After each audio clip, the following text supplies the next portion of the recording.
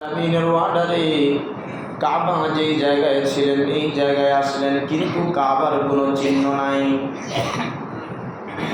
পুরা জমিনে যদি পানি দ্বারা সয়লাব হয়ে যায়, ধ্বংসস্তূপে যদি সব কিছু পরিণত হয়ে যায়, তাহলে কার বাড়ি কোথায় ছিল এটা চেনা যায় না বাবা। এর উপরে বালির একটা পলি পড়ে যায়, বালির একটা পলি পড়ে যায়। এরপরেও মজার বিষয় হলো মক্কাতুল মুকাররমার মধ্যে একটা দুইটা পাহাড় নয়, প্রায় মক্কার জমিনের মধ্যে ৬৫০০ পাহাড় প্রতিষ্ঠিত। জোরে বলেন না সুবহানাল্লাহ। হযরত ইব্রাহিম আলাইহিস সালাতু ওয়াস সালাম এসে দেখেন কাবার কোনো চিহ্ন নাই। মহান আল্লাহ রাব্বুল আলামিনের কাছে দোয়া করতে লাগলেন, হে রব, কাবার কোনো চিহ্ন আমি পাই না, কোন জায়গায় কাবা ছিল সেটা আমি আর জানিও না। আল্লাহ, আপনি আমাকে জানাইয়া দেন, অথবা এমন কোনো বাসীকে পাঠান, এমন কোনো মানুষকে পাঠান যে মানুষটা বলতে পারবে কাবাটা কোন জায়গায় ছিল। আল্লাহ তাআলা গায়েবী আওয়াজ দিয়ে ডাকতে বলেন, খলিল আমার, আমি কোনো মাখলুক অর্থাৎ মানুষকে পাঠাইলাম না, আমার একটা মাখলুককে পাঠাই দিলাম। মেঘ একটা মাখলুক, মেঘমালাকে পাঠাই দিলাম। এই মেঘমালা বাইতুল্লাহর উপরে গিয়ে আমার আরশে আজিমের নিচে যতটুকু মেঘমালা ছায়াদান করবে, যেমনভাবে আকৃতিতে ছায়াদান করবে, তেমন আকৃতিতেই সেই জায়গাতে আপনি বাইতুল্লাহ তৈরি করে ফেলা। হযরত ইব্রাহিম আলাইহিস সালাতু ওয়াস সালাম দোয়া শেষ, আওয়াজ আসছে, আওয়াজ শেষ, মেঘমালা আসতে দেরি করে নাই। মেঘের পিছনে ছুটতে ছুটতে মেঘ যেই জায়গায় গিয়ে দাঁড়াইছে, ওই জায়গায় ছায়া যেই জায়গায় পড়েছে, সেই জায়গায় বর্তমানে বাইতুল্লাহ, খানায় কাবা।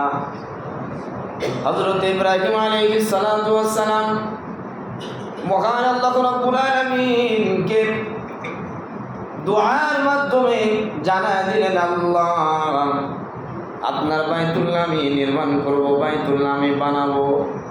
আপনার কেমন পছন্দ, কেমন আপনি পছন্দ করেন সেটা তো আমি জানি না, কোথায়কার পাথর দিয়ে বানাবো সেটাও তো আমি জানি না।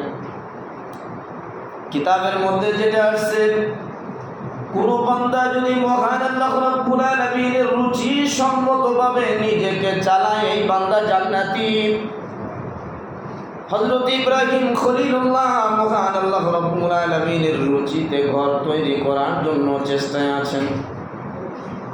কোন ক্যাটাগরিতে ঘর তৈরি হবে, সিস্টেমটা কেমন হবে, কোথায়কার পাথর আমি নিব, এটা তখনই সম্ভব হয় যখন একজন মানুষ আরেকজনের সঙ্গে একেবারেই আন্তরিকভাবে একেবারেই নিকটে চলে যায়। যার সঙ্গে যার মিল বেশি, তার সঙ্গে নিজের মনের কথা পর্যন্ত বলা যায়। হযরত ইব্রাহিম খলিলুল্লাহ যেহেতু আল্লাহ তাআলার বন্ধুকে ডাকতে বলেন, মাওলায়ে কারীম, তাহলে আপনি বলেন আপনি কি পছন্দ করেন। এক বন্ধু যেমনিভাবে আরেক বন্ধুকে ডাকতে বলে, দোস্ত, তুমি আসছো হোটেলে, কি খাবা বলো, আজকে তোমার চাহিদা অনুযায়ী তোমাকে আমি খাওয়ানোর চেষ্টা করব। বলে কি বলে না, জোরে বলেন। হযরত ইব্রাহিম আলাইহিস সালাতু ওয়াস সালাম আল্লাহ তাআলাকে বললেন, আল্লাহ, আপনি বলে দেন, পাহাড় তো অনেক রয়েছে, মক্কাতুল মুকাররমার মধ্যে ৬৫০০ পাহাড় রয়েছে, কোন পাহাড়ের পাথর নিয়ে আমি আপনার ঘর তৈরি করব, আপনি একটু আমাকে জানায় দেন। আল্লাহ রাব্বুল আলামিন জানায় দিলেন, খলিল আমার, পৃথিবীর মধ্যে 5টি পাহাড় রয়েছে, এই 5টি পাহাড়ের পাথর নিয়ে আমি আমার বাইতুল্লাহ তৈরি করতে চাই। 5টি পাহাড়, তার মধ্যে মিশরে একটা পাহাড় রয়েছে, এই পাহাড়ের নাম হলো তুর পাহাড়। জর্ডানে একটা পাহাড় রয়েছে, যে পাহাড়ের নাম হলো জুদি পাহাড়। লেবানে একটা পাহাড় রয়েছে, লেবানন পাহাড়। এই পাহাড় তুরস্ক থেকে 800 মাইল দূরে, নূহ হে জুদি অর্থাৎ যদি হযরতে নূহ আলাইহিস সালাতু ওয়াস সালামের কিস্তি যেই জায়গায় গিয়ে থেমেছিল এই পাহাড়, ৫ম নাম্বার পাহাড় হলো হীরা পর্বত। এই 5টি পাহাড় থেকে আপনি পাথর নিয়ে নিয়ে আমার বাইতুল্লাহ তৈরি করেন। হযরত ইব্রাহিম খলিলুল্লাহকে যখন এই অর্ডার দেওয়া হলো, বাবা এবার বলেন ঘর তৈরি করা সহজ না কঠিন? জোরে বলেন, সহজ না কঠিন? কঠিন কঠিন কঠিন। যেহেতু তদানীন্তন সময়ে এইরকম কোনো বাহন ছিল না, বাংলাদেশ থেকে 6 ঘন্টার মধ্যে আপনি কাবায় গিয়ে পৌঁছতে পারছেন। জর্ডানে যেতে হবে, লেবাননে যেতে হবে, মিশরে যেতে হবে, মিস্ত্রি একজন, লেবার একজন, আর এগুলো যদি ওখান থেকে নিয়ে এসে কাজগুলো করতে হয় কিয়ামত চলে আসবে, এরপরেও ঘরটা তৈরি করার সময় সুযোগ পাওয়া যাবে। জোরে বলেন। হযরত ইব্রাহিম আলাইহিস সালাতু ওয়াস সালাম মহান আল্লাহ রাব্বুল আলামিনকে জানায় দিলেন, ওগো আল্লাহ,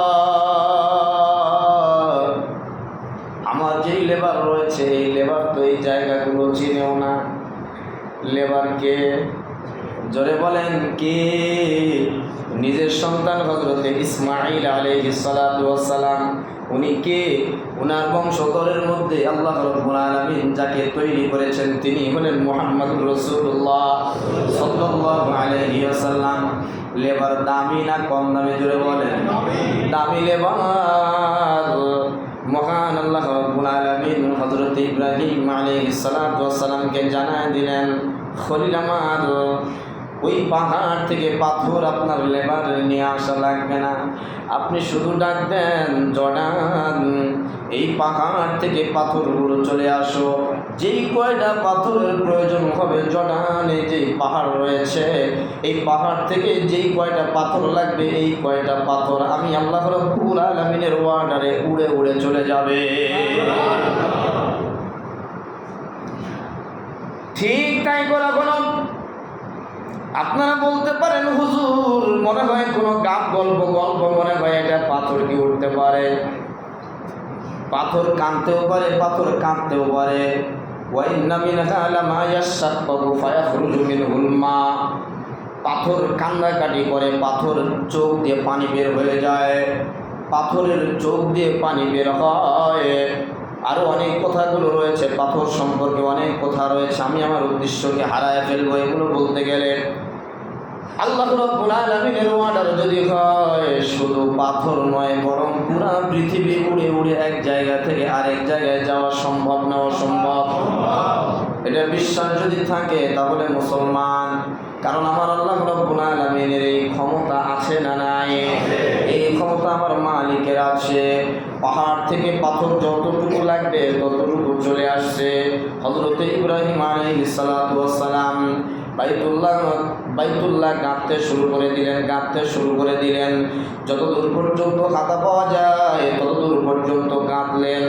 এরপরে দোয়া করলেন, আল্লাহ এখন তো মাছা দরকার, বাঁশের সেগার দিয়ে যে মাছাগুলো আমরা মিস্ত্রিদেরকে দেই এগুলো তো দরকার। আল্লাহ তাআলা বলে দিলেন, হাবিব আমার মাছা দরকার নাই, আমি এমন একটা লিফট পাঠায় দিলাম যতটুকু উঁচুতে যাওয়ার প্রয়োজন হবে আপনাকে এই লিফটের মাধ্যমে উঠায় দিবে। আবার যখন কাজ শেষ হয়ে যাবে দুনিয়ার লিফটের সঙ্গে এর কোনো সম্পর্ক থাকবে না। দুনিয়ার লিফটের টিপ দেওয়া লাগে, সংখ্যাগুলো উঠানো লাগে, এত নাম্বার সংখ্যায় আমি যাব, এরপরে লিফট নিয়ে যেতে পারে।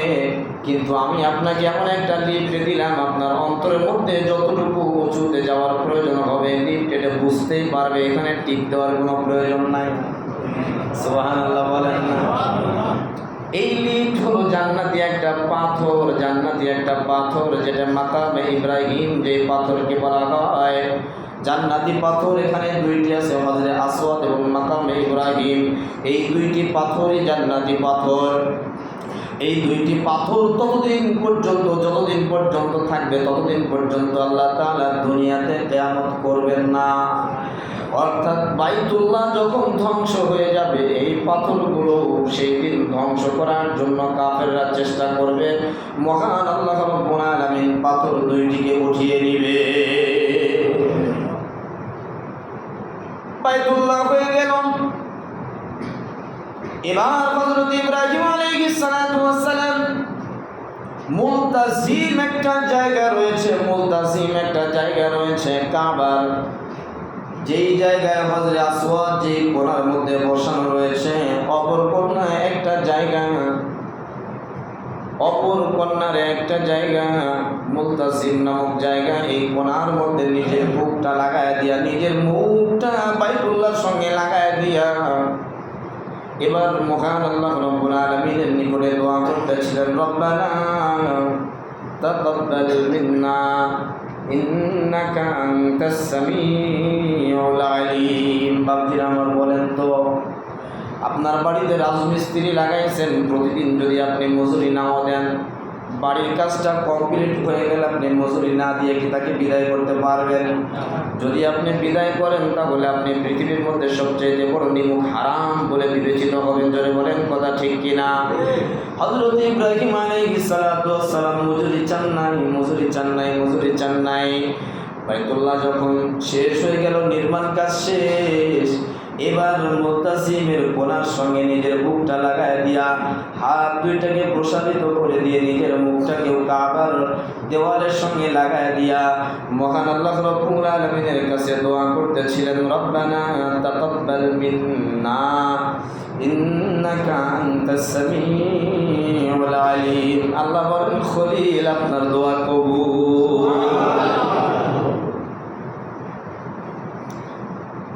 ইব্রাহিম খলিলুল্লাহ মহান আল্লাহ রাব্বুল আলামিনের কাছে ভিআইপি ভাবে যে দোয়াটা করেছিলেন, আল্লাহ হে রব, যতটুকু কাজ আমি করলাম আল্লাহ আমার তরফ থেকে, আমার সন্তানের তরফ থেকে আল্লাহ তুমি কাজটুকু কবুল করে নাও, আর আমার পরবর্তী প্রজন্ম, আমার ওয়ারিসদের মধ্য থেকে এমন একটা নবী বানাও যে নবীর কাজ হবে চারটা। জোরে বলেন কয়টা?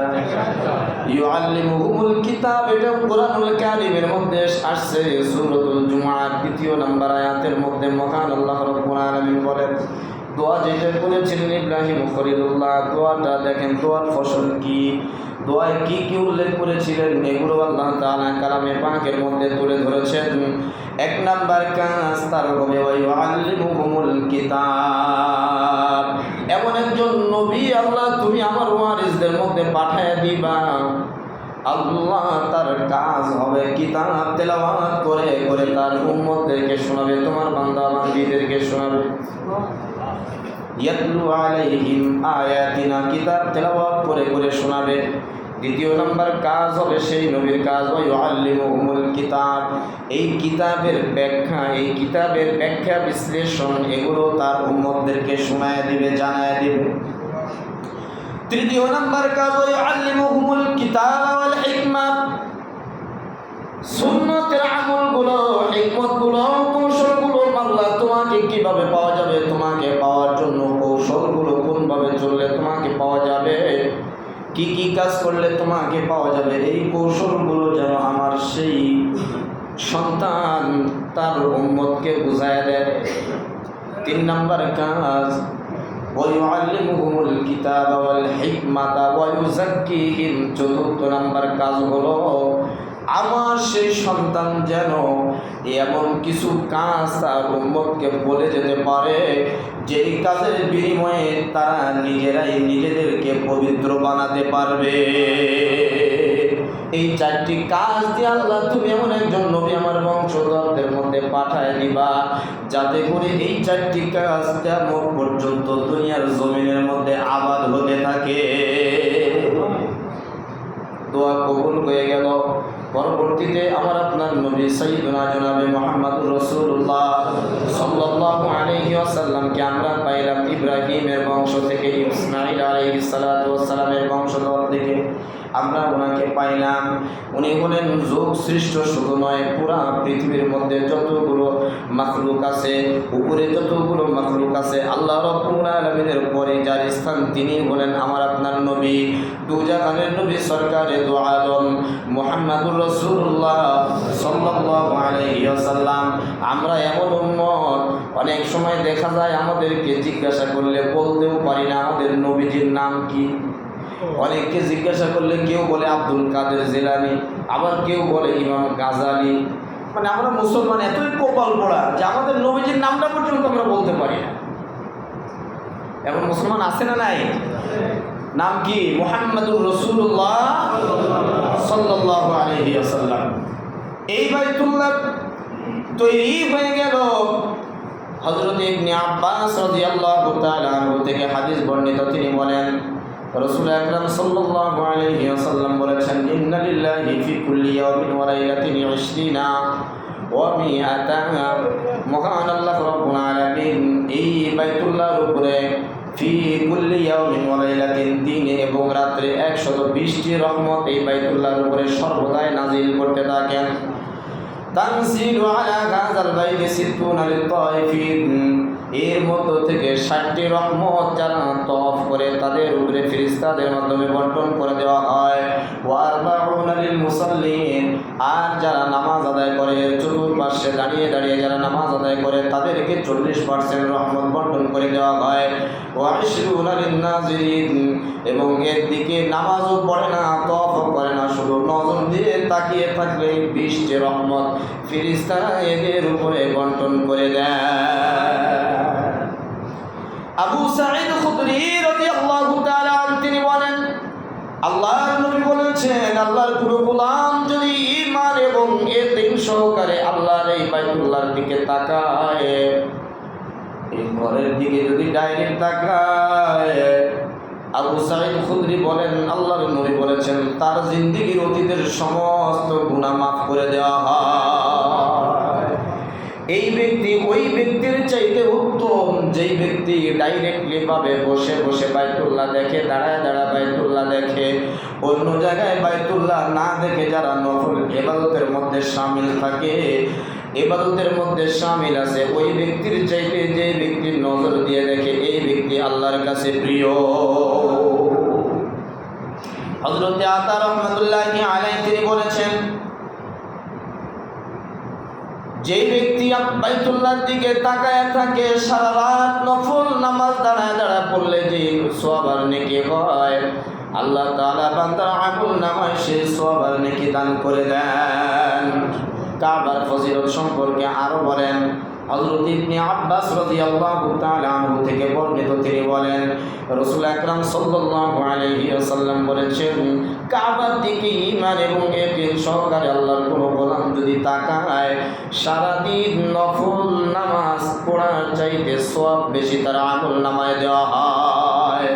শুধু তাই নয়, বরং একবার যদি মুহাব্বতের নজরে বাইতুল্লাহর দিকে তাকায়, সারাদিন রোজা রাখার চাইতেও বেশি সওয়াব তার আমল নামায় দেওয়া হয়।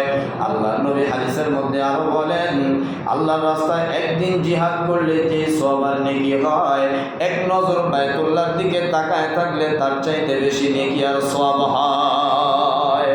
শুধু তাই নয়, হাদিসের শেষ প্রান্তে এসে আল্লাহর নবী বলেন, ঈমান এবং ইয়াকিন সহকারে ভক্তি শ্রদ্ধা সহকারে আল্লাহর এই বাইতুল্লাহর দিকে কেউ যদি তাকিয়ে থাকে, মহব্বতের নজরে চোখের পানি যদি পড়ে যায়, 1 বছর নফল ইবাদত করার সমান সওয়াব আল্লাহ তাআলা বান্দার আমল নামায় দিয়ে দেয়। কাবার ফজিলত অনেক রয়েছে বাবা, সময় নাই। মদিনার ফজিলত সম্পর্কে আমি কি বলবো আপনাদেরকে, মদিনার ফজিলত তো ততটুকুই যথেষ্ট যেই জায়গায় আমার আপনার নবী শায়িত। জোরে বলেন কথা ঠিক কিনা? আর এর চাইতে বেশি ফজিলত কি লাগে আমাদের জন্য, আর কি চাই আমরা? আল্লাহ রাব্বুল আলামিন তার নিজের মাহবুবকে যেই জায়গায় শোয়ায় রাখছেন সেই জায়গায় হলো মদিনা। মদিনা এমন একটা জায়গা, আল্লাহর নবী বলেন ইয়াসরিব এমন একটা শহর, যেই শহর পুরা পৃথিবীর সমস্ত শহরকে খেয়ে নেয়। অর্থাৎ এর দ্বারাই বোঝানো হয়েছে মদিনা অন্য সমস্ত শহরের থেকে উত্তম। কেউ কেউ বলেছেন মক্কা উত্তম, তবে হ্যাঁ, মক্কা উত্তম ফজিলতের দিক থেকে, জায়গার দিক থেকে মদিনা উত্তম। শুধু মক্কার চাইতে মদিনা জায়গার দিক থেকে উত্তম নয়, হাদিসের মধ্যে এসেছেন আরশে আজিমের চাইতেও মদিনা যেই জায়গায় নবীজি শায়িত সেই জায়গার দাম আরশে আজিমের চাইতেও আল্লাহর কাছে আরো বেশি। মদিনার ফজিলত অনেক বেশি বাবা। যেই মদিনার অলিতে গলিতে একবার দুইবার তিনবার নয়, ফেরেশতাদের মধ্যে সবচেয়ে বড় ফেরেশতা, সম্মানিত ফেরেশতা হযরত জিবরাইল আলাইহিস সালাতু ওয়াস সালাম, যিনি হাজার হাজার বার মদিনার অলিতে গলিতে নবীজি যেই জায়গায় গেছেন সেই জায়গায় জিবরাইল পিছনে পিছনে হাঁটেন। হযরত মিকাইল আলাইহিস সালাতু ওয়াস সালাম নবীজির পিছনে পিছনে হাঁটেন। এর চাই তার ফজিলত কি নেবেন, কি নিতে চান? মদিনার ফজিলত সম্পর্কে আরো বলা হয়েছে, যেই জায়গায় নবীজি যখন সাহাবাদের নিয়ে জিকির করতেন, তাসবিহ পড়তেন, শুধু সাহাবারা তাসবিহ পড়তো তা নয়, আশেপাশে উহুদ পাহাড় সহ যতগুলো পাথর রয়েছে সমস্ত পাথররা পর্যন্ত মহান আল্লাহ রাব্বুল আলামিনের তাসবিহাত নিয়ে পড়ে থাকতো। মদিনার ফজিলত সম্পর্কে হযরত আবু বকর বলেন, আমি একদিন স্বপ্নে দেখলাম একটা চাঁদ উদিত হলো মক্কায় উদিত হলে মক্কার চাঁদটা এমন ভাবে আলো ছড়ায় যে আলোটা মক্কা থেকে ডাইরেক্ট মদিনা পর্যন্ত পৌঁছে যায়। আমি স্বপ্নের মধ্যে দেখলাম মক্কার এই চাঁদটা আস্তে আস্তে আস্তে আস্তে আস্তে আস্তে সূর্যের মতো আস্তে আস্তে আস্তে আস্তে মদিনা পর্যন্ত চলে আসে। মদিনায় এসে শুধু পুরা মদিনায় নয়, বরং পুরা বিশ্বকে পর্যন্ত আলো ছড়ায়, পুরা বিশ্বে আলো ছড়ায়। এরপরে দেখলাম এই চাঁদটা আয়েশার ঘরের মধ্যে যখন দাঁড়ায় মাটিটা ফেটে যায়, মাটির তলে চাঁদটা ঢুকে যায়। আল্লাহর নবীকে যখন জানানো হলো, ওগো নবীজি, আমি রাত্রিবেলায় এমন স্বপ্ন আমি দেখেছি। আল্লাহর নবী মুস্কি মুস্কি হাসে আর বলে, আবু বকর, এটা অন্য কেউ ছিল না, এটা চাঁদ ছিল না, সেটাই ছিলাম আমি, মুহাম্মাদুর রাসূলুল্লাহ। এই জন্য মদিনায় আল্লাহর নবী বলেন, আমার কোন উম্মত যদি এসে মদিনায় 40 ওয়াক্ত নামাজ আমার মসজিদে নববীতে পড়ে, আমার মসজিদে পড়ে 40 ওয়াক্ত নামাজ পড়ার কারণে আমি আল্লাহ রাব্বুল আলামিনের কাছে দোয়া করেছি, তাদের নাম মুনাফিকের খাতায় থাকবে না।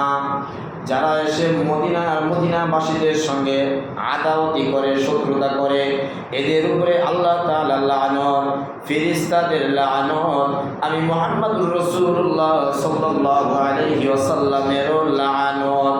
মদিনার মসজিদে এসে যারা 40 ওয়াক্ত নামাজ আমার মসজিদে এসে পড়বে, আমি নবীজি সুপারিশ করে করে কিয়ামতের দিন তাকে জান্নাতি বানাবো। মদিনার আরো অনেক ফজিলত রয়েছে বাবা, সময় নাই, শুধু আমি এতটুকুই বলে হজের আলোচনা রমজানের পর থেকে আমরা শুরু করেছি। হজ যাদের উপরে ফরজ হয়েছে, হজ না করে যদি মারা যান তাহলে কি হবে, এতটুকু বলে আমি আমার বয়ান শেষ করে দিব। হজ না করে যদি আল্লাহর কোনো গোলাম দুনিয়া থেকে বিদায় নেয়, ওয়ালিল্লাহি আলান নাসি হিজ্জুল বাইতি মান ইসতাতা ইলাইহি সাবিলা ওয়া মান কাফারা ফাইন্নাল্লাহা গানিয়্যুন আনিল আলামিন। সাধ্য সামর্থ্য থাকার পরেও যারা হজ করলো না, আল্লাহ তাআলা বলেন ওয়া মান কাফারা, সে কুফরি করলো ফাইন্নাল্লাহা গানিয়্যুন আনিল আলামিন, আমি আল্লাহ রাব্বুল আলামিন সমস্ত জগৎ থেকে মুহতাজ নয়, অর্থাৎ আমার কাছে সকলেই মুহতাজ, আমি সবার থেকে আলাদা, আমি কারোর কাছে মুহতাজ না। তুমি হজ করলে তোমার লাভ, হজ না করলে তোমার ওই ক্ষতি। হজ করলে আল্লাহ তাআলার কোনো লাভ আছে? জোরে বলেন, লাভ নাই। وأنفقوا في سبيل الله ولا تلقوا بأيديكم إلى التهلكة। যে ব্যক্তি অর্থ খরচের ভয়ে হজ করলো না, আল্লাহ রাব্বুল আলামিন বলেন তার ধ্বংস অনিবার্য। আসেন হাদিসের মধ্যে আল্লাহর নবী বলেন, মান লাম ইয়ামনাহু মিনাল হাজ্জি ইনশা ইয়াহুদিয়্যা ওয়া ইনশা নাসরানিয়া, সমর্থ থাকার পরেও যে ব্যক্তি হজ করলো না, পরে করব এমনটি করতে করতে কবর পর্যন্ত চলে যায়, আল্লাহর নবী বলেন সে ইহুদি হয়ে মারা যাক, নাসারা হয়ে মারা যাক, কাফের হয়ে মারা যাক, তার কোনো দায় দায়িত্ব আমি নবীর কাছে নাই। হাদিসের উপরে জোর তাকিদ দিয়ে হযরতে ইবনে ওমর রাদিয়াল্লাহু তাআলা আনহু বলেন, আল্লাহ, আমি আল্লাহর কসম করে বলছি, সমর্থ থাকার পরেও যদি আল্লাহর কোনো বান্দা হজ না করে মারা যায়, দুনিয়া থেকে বিদায় নেয়, সে কাফের হয়ে মারা যাবে, লা শাক্কা ফি, এর মধ্যে কোনো সন্দেহ নাই। আল্লাহর নবী হাদিসের মধ্যে বলেন, যার হজ করার সমর্থ থাকার পরেও হজ না করে মারা গেল, কিয়ামতের ময়দানে তার কপালে কাফের শব্দটা লেখা উঠবে। হাদিস কুরআনুল কারীমের মধ্যে মহান আল্লাহ রাব্বুল আলামিন বলেন, ইজা জা আহাদাকুমুল মাউতু ক্বালা রাব্বিরজিউন, হজ না করে আল্লাহর কোন বান্দা যদি মারা যায়, মারা যাওয়ার পরে সে আফসোস করতে থাকবে আর বলতে থাকবে, ক্বালা রাব্বিরজিউন, হে রব আমাকে ফিরায় দেন, আমি এবার যাব সমস্ত হুকুম মাহকামগুলো পরিপূর্ণভাবে আদায় করে এরপরে আমি আপনার দরবারে আসব। আর সুযোগ দেওয়া হবে জোরে